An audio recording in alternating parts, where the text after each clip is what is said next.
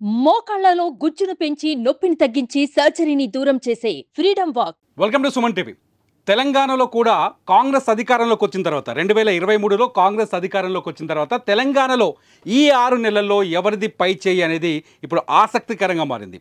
దేశవ్యాప్తంగా చూస్తే ప్రస్తుతానికి బీజేపీకి అనుకూలంగా ఉందని ఒక చర్చ జరుగుతోంది. లేకపోతే రాహుల్ భారత్ జోడో యాత్ర బీజేపీకి కలిసి వచ్చింది, అది తెలంగాణలో కూడా తీవ్రమైన ప్రభావం చూపించబోతుందని చెప్పేసి ఒక చర్చ జరుగుతుంది. ఈ రెండు చర్చల నేపథ్యంలో ప్రస్తుతం మనతో పాటు ఉన్నారు operation Chanakya south India head Dattatreya గారు. నిజంగా తెలంగాణలో ఏ పార్టీకి ఎన్ని సీట్లు వస్తాయి, ఆపరేషన్ చాణక్య ఎన్ని సీట్లు వస్తాయని చెబుతోంది. ఈ వివరాలను దత్తాత్రేయని అడిగి తెలుసుకుందాం. దత్తాత్రేయ గారు నమస్కారం. దత్తాత్రేయ గారు, మీరు తెలంగాణలో సర్వే చేశారు, ఒక రిజల్ట్తో ఇప్పుడు మా ముందుకు వచ్చారు. కాసేపట్లో మనం స్క్రీన్ మీద రిజల్ట్ని రిలీజ్ చేయబోతున్నాం. దత్తాత్రేయ గారు, తెలంగాణలో మీరు సర్వే చేశారు కదా, ఏ ఏ అంశాల ప్రాతిపదికన సర్వే చేశారు, మీరు ఎలాంటి శాంపిల్స్ సేకరించారు? ఇప్పుడున్న ఈ తెలంగాణ రాష్ట్రంలో కేసీఆర్ గారి యొక్క ప్రభుత్వం అనేది ఒక దిగ్విజయంగా 2 టర్ములు కొనసాగింది. సో ఆ తర్వాత కాంగ్రెస్ ప్రభుత్వం వారి యొక్క గవర్నమెంట్ యొక్క కొన్ని నెగిటివ్స్ని అన్నిటిని కూడా ప్రజల మధ్యలోకి తీసుకెళ్ళి కాంగ్రెస్ అధికారంలోకి రావడం జరిగింది. సో ఈ పార్లమెంట్ అనే మాటకు వస్తే కాంగ్రెస్కి అసెంబ్లీలో ఒక మెజారిటీ, సింపుల్ మెజారిటీ, అధికారంలోకి వచ్చే మెజారిటీ మాత్రమే ఇచ్చారు. మరి ఇక్కడ ఈ పార్లమెంట్ ఎలక్షన్స్కి వస్తే తెలంగాణ అంటే కొంత ఈ యొక్క జాతీయ భావాలు అనేవి కొంచెం ఎక్కువగా ఉంటాయి. సో అంటే మోడీ మాన్యాన్ని తొందరగా అండర్స్టాండ్ చేసుకునే విధానం. ఒకసారి మీ రిజల్ట్ని చూద్దాం. మీ రిజల్ట్ స్క్రీన్ మీద కనపడుతుంది. ఆపరేషన్ చాణక్య వాళ్ళు ఇస్తున్న రిజల్ట్ ప్రకారం మొత్తం తెలంగాణలో ఉన్న 17 పార్లమెంటు స్థానాల్లో కాంగ్రెస్కి 8 స్థానాల్ని కాంగ్రెస్ 8 చోట్ల గెలవబోతుందని చెప్తుంది ఆపరేషన్ చాణక్య. దత్తాత్రేయ గారు మన పక్కన ఉన్నారు. అట్లాగే బీజేపీ 7 చోట్ల తెలంగాణలో 7 సీట్లను గెలుచుకోబోతుందని చెప్తున్నారు. బీఆర్ఎస్ 1 సీటు గెలుచుకోబోతుంది, ఎంఐఎం 1 సీటు గెలుచుకోబోతుందని చెప్తున్నారు. ఒకసారి చూద్దాం కాంగ్రెస్, ఎందుకంటే తెలంగాణలో కాంగ్రెస్ పార్టీ అధికారంలోకి ఉంది. కాంగ్రెస్ 6 సూత్రాలని అమల్లోకి తీసుకొచ్చింది. కాంగ్రెస్ 6 సూత్రాల్లో కొన్ని హామీల్ని ఇప్పటికే అమలు పరిచింది. ఉచిత బస్సు లాంటి హామీ సెన్సేషన్ అయింది. ఇటువంటి పరిస్థితుల్లో కూడా కాంగ్రెస్ కేవలం 8 సీట్ల, అంటే 17 సీట్లలో సగానికి మాత్రమే చేరుకోగలిగింది. మిగతా చోట్ల ఎందుకు విఫలమైందనే విషయాన్ని అడుగుదాం. దత్తాత్రేయ గారు, ఎందుకు కాంగ్రెస్ కేవలం 8 సీట్లకే పరిమితమైంది, మిగతా 8 చోట్ల ఎందుకు ప్రభావం చూపించలేకపోయింది? ఎస్, వాళ్ళకున్న ఇంపాక్ట్ అనేది కొన్ని జిల్లాలకు మాత్రమే మనం ముఖ్యంగా చూడొచ్చును. వన్ ఆఫ్ ద నల్గొండ కావచ్చు, ఇక్కడ మనం చూస్తున్నాము. అంటే ఈ యొక్క ఇంపాక్ట్ అనేది కూడా పర్సన్స్ని బట్టి కూడా కొంత రిజల్ట్ అనేది మనం చూసుకోవచ్చును. అంటే గెలుపు ఓటంల విధానాన్ని కూడా పెద్దపల్లిలో చూసుకుంటే గడ్డం వంశీకృష్ణ, అక్కడ కాంగ్రెస్ పార్టీ గెలవడానికి ఆస్కారం ఉంది. ఓకే, చివరి టైంలో గోమాస శ్రీనివాస్ గారు వచ్చారు, బీఆర్ఎస్ పార్టీ నుంచి ఇక్కడికి బీజేపీలోకి వచ్చారు. బీజేపీ పార్టీలోకి వచ్చిన కానీ అక్కడ మోడీ మాని అనేది కూడా కొంతవరకు చాలా టైట్ ఫిట్గా పనిచేసింది. గోమాస శ్రీనివాస్ అనే వ్యక్తి కొత్తగా కూడా అక్కడ పనిచేసింది. కానీ చివరి ఎండప్లో వివేక్ వెంకటస్వామి కావచ్చు, వాళ్ళ చిన్ననాన్న వినోద్ కుమార్ కావచ్చు, వాళ్ళకున్న గడ్డం వెంకటస్వామి ఆయన యొక్క తాతగారి యొక్క విధానాలు కావచ్చు, అన్నీ కలిసి వచ్చి అధికారం ఉంది కదా అని చెప్పేసి కొంత ప్రజలు కూడా వాళ్ళకు ప్రతిఫలాలు దక్కుతాయని చెప్పేసి ఈసారి అక్కడ మన వంశీకృష్ణకి ఇవ్వడం జరుగుతున్నది. చూసుకోవచ్చు. ఎందుకంటే మీరు మీ సర్వే ప్రకారం కావచ్చు, మాకున్న కొన్ని అంచనా వరకు కావచ్చు, పెద్దపల్లిలో కాంగ్రెస్ గెలుస్తుంది, వరంగల్లో కాంగ్రెస్ గెలుస్తుందని చెప్తున్నారు, మహబూబాబాద్లో కాంగ్రెస్ గెలుస్తుందని చెప్తున్నారు, అట్లాగే మహబూబ్ నగర్లో కూడా కాంగ్రెస్ గెలుస్తుందని చెప్తున్నారు. మహబూబ్ నగర్లో చాలా టఫ్ ఫైట్ ఉందని కొంత మాకు ప్రాథమిక సమాచారం అంతా. మీరు ఎలా కాంగ్రెస్ గెలబోతుందని చెప్తున్నారు? ఎస్, అయితే అరుణ గారు కూడా ఆల్మోస్ట్ గెలిచే క్యాండిడేటే. వాస్తవానికి ఇక్కడ ఎక్దమ్ చాలా టైట్ ఫైటే ఉంది. ఈ ఫైటులో కొంత మెజారిటీతో జస్ట్ ఒక 20 to 30 కావచ్చు, లేకపోతే ఒక 20+ మెజారిటీతోటి గెలవడానికి మాత్రమే కాంగ్రెస్ అభ్యర్థికి ఆస్కారం ఉన్నది. ఎందుకంటే ఇది ముఖ్యమంత్రి గారి యొక్క పార్లమెంటు సెగ్మెంట్ అని చెప్పేసి అనుకోవచ్చు. వారు రేవంత్ రెడ్డి గారు చాలా సవాల్గా తీసుకున్నారు. ఎందుకంటే ఇక్కడ నేను గెలవకపోతే నాకు నేషనల్లో అవకాశం ఒక చిన్న చూపు ఏర్పడుతుంది, మీ పాలమూరు బిడ్డను మీరు నన్ను. రేవంత్ రెడ్డి ప్రభావం చాలా స్పష్టంగా కనిపిస్తుంది. 100%. చూద్దాం, డీకేఆర్ చాలా సీనియర్ లీడర్ బీజేపీలో, ఆమె ఉపాధ్యక్షులు, జాతీయ ఉపాధ్యక్షురాలుగా ఉన్నారు. ఈ డీకేఆర్కి గెలుపు అవకాశాలు చాలా తక్కువ అని చెప్తున్నారు. ఇక పోదాం, నాగర్ కర్నూలు కూడా కాంగ్రెస్ గెలుస్తుందని చెప్తున్నారు, భువనగిరి కాంగ్రెస్ గెలుస్తుందని చెప్తున్నారు, నల్గొండ, అంటే ఈ మీరు చెప్తున్న ఈ ఖమ్మం, ఇవన్నీ అంటే గత అసెంబ్లీ ఎన్నికల్లో కూడా ఇప్పుడు వీళ్ళు కాంగ్రెస్ ఆపరేషన్ చాణక్య వాళ్ళు చెప్తున్న దాని ప్రకారం గత అసెంబ్లీ ఎన్నికల్లో కూడా కాంగ్రెస్ ఎక్కువగా ప్రభావం చూపించిన ప్రాంతాలున్నాయి, కాంగ్రెస్ ఎక్కువగా అసెంబ్లీ సీట్లు గెలుచుకున్న ప్రాంతాలున్నాయి. ఆసక్తికరమైన విషయం ఏంటంటే కేసీఆర్ ఏదైతే కేసీఆర్ ప్రాతినిధ్యం వహిస్తున్న గజ్వేల్ నియోజకవర్గం ఉన్న మెదక్ పార్లమెంట్ స్థానంలో ఎవరు గెలుస్తారనేది ఇప్పుడు మొదటి నుంచి ఆసక్తికరంగా ఉంది. ఆపరేషన్ చాణక్య మాత్రం టీఆర్ఎస్ఏ గెలుస్తుందని చెప్తుంది. అక్కడ టఫ్ ఫైట్ కనిపిస్తుంది. మీరు టీఆర్ఎస్ గెలుస్తుంది ఎలా చెప్తారు? రఘునందన్ రావు గారు అనే వ్యక్తి కూడా ఒక వన్ ఆఫ్ ద మొదటప్పటి నుంచి వెళ్ళి కూడా తన రాజకీయ ప్రారంభం నుంచి వెళ్ళి కూడా కేసీఆర్కి ఒక అటాచ్మెంట్గా ఉండొచ్చు. అండ్ తర్వాత మొన్నటి జరిగిన అసెంబ్లీ ఎన్నికల్లో ఓడిపోయారు. కానీ ఆ ఓడిపోయిన సింపతి అనేది పనిచేస్తుందని అనుకున్నారు. చాలా వరకు ఎంపీ టికెట్గా మోడీ గారి నుంచి తీసుకురావడంలో సక్సెస్ అయ్యారు. కానీ ఇక్కడ సిద్దిపేట అండ్ గజ్వేల్ అండ్ మేదక్కి కేసీఆర్కి ఒక కరీంనగర్ తర్వాత రాజకీయ భవిష్యత్తు కొన్ని సీట్లను ఇచ్చింది అంటే మెదక్ జిల్లా అని చెప్పుకోవచ్చు. ఈ మెదక్ పార్లమెంటు అనేది కూడా వెంకట్రామరెడ్డి కూడా ఒక వన్ ఆఫ్ ద వెంకట్రామరెడ్డి మీద మొదటి నుంచి ఒక స్పష్టమైన ఆరోపణ కనిపిస్తుంది. బీఆర్ఎస్ పార్టీ అధికారంలో ఉన్నప్పుడు కాళేశ్వరం ప్రాజెక్ట్ నిర్మాణంలో భాగంగా అక్కడ ఏదైతే లిఫ్ట్ ఇరిగేషన్ కార్యక్రమాలు చేపట్టారో లిఫ్ట్ ఇరిగేషన్లో అనేక గ్రామాల్ని బలవంతంగా ఖాళీ మల్లన్న సాగర్ దగ్గర అక్కడ ముంపు గ్రామాల్ని బలవంతంగా ఖాళీ చేయించారు. వాళ్ళకు అనుకున్నంత అది ఇవ్వలేదు, ఏది పరిహారం ఇవ్వలేదని ఆరోపణలు. ఈ వెంకట్రామరెడ్డి నేరుగా అటువంటి వెంకట్రామరెడ్డిని అక్కడ ప్రజలు ఆదరిస్తున్నారంటారా మీరు? 100% కొన్నిసార్లు కొన్ని రీజన్స్ని మనం అంచనాలు వేయలేం. కొన్నిసార్లు ఏమో కొంత వ్యక్తి అభిమానంగా చూస్తారు, కొంత కేసీఆర్ అభిమానంగా చూస్తారు, హరీష్ రావు గారు అభిమానంగా చూస్తారు.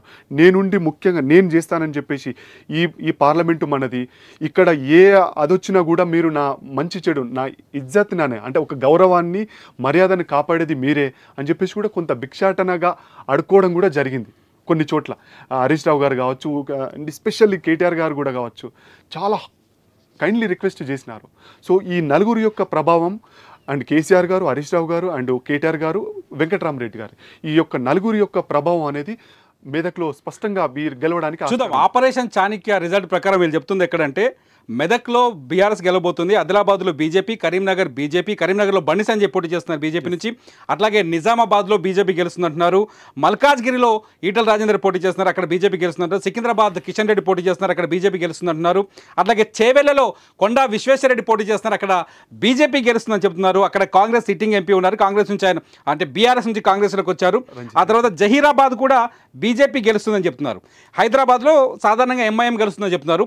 ఎందుకు నిజామాబాద్లో ధర్మపురి అరవింద్ పైన మొదటి నుంచి వ్యతిరేకత కనిపించింది? ధర్మపురి అరవింద్ మొన్న అసెంబ్లీ ఎన్నికల్లో పోటీ గట్టి ఓడిపోయారు కోరుట్ల నుంచి. ఇటువంటి ధర్మపురి అరవింద్ని మిగతా చోట్ల నుంచి అక్కడ విజయం సాధిస్తారని ఎలా నమ్మొచ్చు? ఆ కలిసి వచ్చే అంశాలు ఏంటి? కేవలం మోడీ మానియా మెయిన్గా తెలంగాణలో, ఉత్తర తెలంగాణలో మోడీ మానియా అనేది చాలా స్పష్టంగా కనపడుతున్నది ప్రతి చోట. ముసలోళ్ళు కూడా పోయినసారి అసెంబ్లీలో కాంగ్రెస్ కేసాం కదా, అండ్ గతంలో ఒకసారి టీఆర్ఎస్ కేసాం కదా. ఈ పార్లమెంట్ అంటే మోడీ అనే వ్యక్తిని గెలిపించాలంటే ఒక పువ్వు గుర్తు అనేది చాలా ప్రచారంలోకి వెళ్ళిపోయింది. అసలు పువ్వు గుర్తు అనేది ఎట్లా ఉంటుంది, అసలు వేస్తే ఏంటి అనేది కూడా తెలియని వాళ్ళు కూడా మనకు ఈ పార్లమెంట్ ఎలక్షన్లో ఎంపీ ఓటు వేయడం జరిగింది ఎంపీ సీట్కి. ఆదిలాబాద్లో కూడా గోండు రాజ్యం. వాస్తవానికి గోండోళ్ళు 4.5 లక్షల మంది గోండ్లు ఉంటారు. గోండ్లలో చాలా తెగలు ఉంటాయి. అందులో మళ్ళీ ఇంకా మిగతా వెనుకబడిన వాళ్ళు కావచ్చు. చాలా వరకు అక్కడ మేము సీతక్కతో చాలా దగ్గరగా వర్క్ చేసాం. మేము అక్కడ ఇస్తున్నాము. గతంలో 70,000 ఓటింగ్ వచ్చింది. అంటే ఇప్పుడు 1,00,000 వరకు, 70 నుంచి 1,00,000 వరకు మెజారిటీ రావడానికి ఆస్కారం ఉంది. అంటే అంత గోండు వెనుకబడిన వాళ్ళ దగ్గర కూడా మోడీ మాని అనేది చాలా అతుక్కుపోయిందని కూడా చెప్పుకోవచ్చు. చూద్దాం దేశవ్యాప్తంగా అంటే తెలంగాణలో కూడా మోడీ మానియా వచ్చింది అని చెప్తున్నారు దత్తాత్రేయ గారు. ఒకసారి వాళ్ళ నేషనల్ రిజల్ట్స్ కూడా చూద్దాం. నేషనల్ రిజల్ట్స్ కూడా వాళ్ళు విడుదల చేశారు.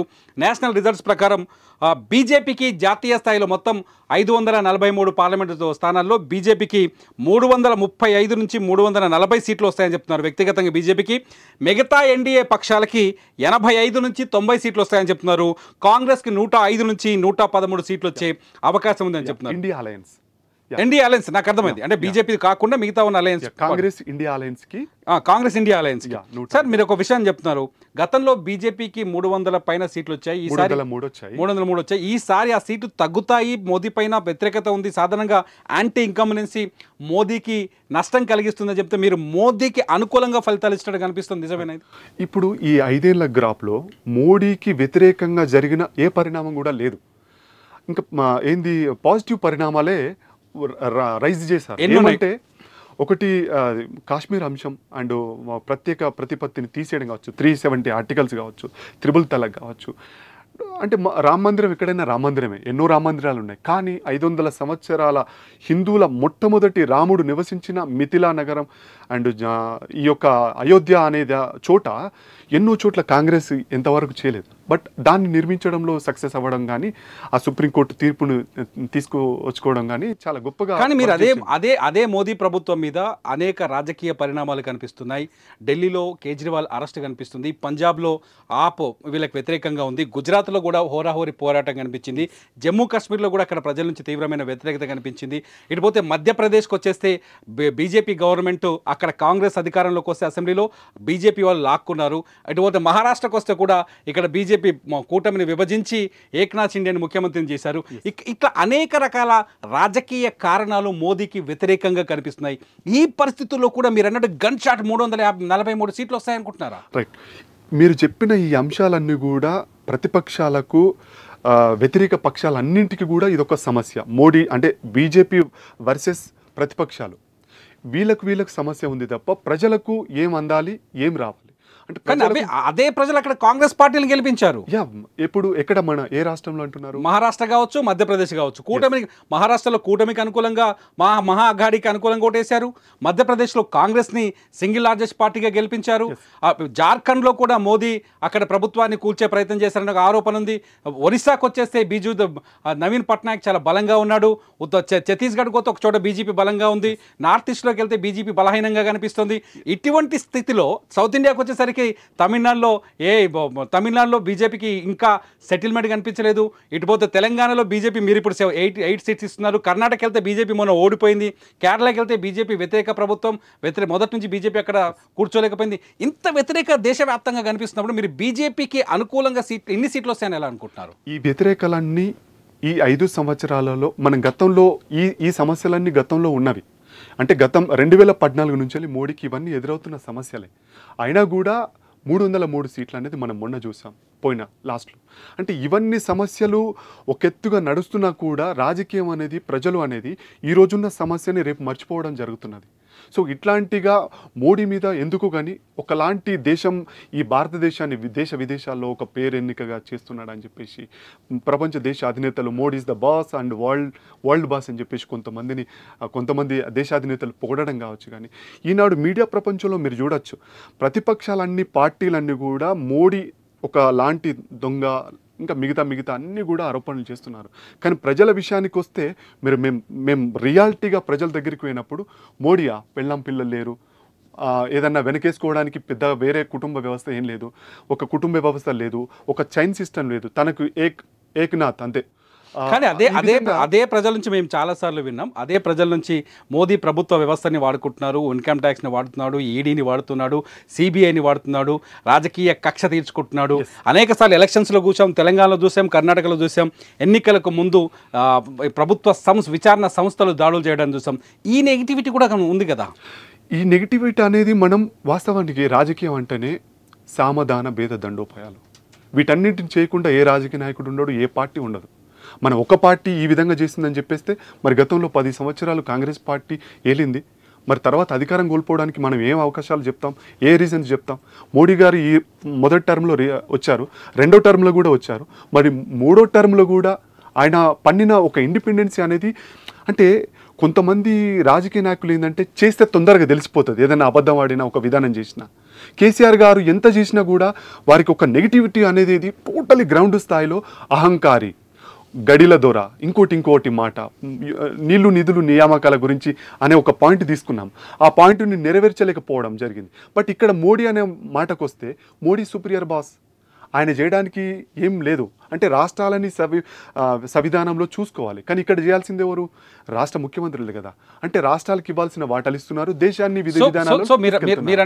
మీరు అన్నట్టు రాహుల్ గాంధీ భారత్ జోడో యాత్ర రాహుల్కి ఏమాత్రం ఉపయోగపడలేదు, అసలు ఉపయోగపడలేదు. ఎందుకనండి అంటే లాస్ట్లో నేను మీకు ఒక క్వశ్చన్ అడగాలనుకుంటున్నాను దత్తాత్రేయ గారు. మీరు మొదటి నుంచి మీ రిజల్ట్స్ ఆంధ్రప్రదేశ్ కావచ్చు, తెలంగాణ కావచ్చు చూస్తూ వస్తుంటే బీజేపీకి అనుకూలంగా ఉందేమో మీ సర్వే, కానీ మీ బీజేపీకి అనుకూలస్తులతోనే సర్వే చేశారని అనే క్వశ్చన్ అడగాలనిపిస్తుంది. ప్రేక్షకుల నుంచి కూడా అదే క్వశ్చన్ ఉంది. ప్లీజ్ ఆ మాటకు వస్తే 8 సీటు కాంగ్రెస్కి ఇచ్చాము, 7 సీటు బీజేపీకి ఇచ్చాము, 1 సీటు బీఆర్ఎస్కి ఇచ్చాం. అంటే మేము గతంలో కూడా ఎంతోమంది 20 సీట్లు వస్తాయని చెప్పేసి కూడా మా గత సర్వేలో కూడా అసెంబ్లీలో చేశాం.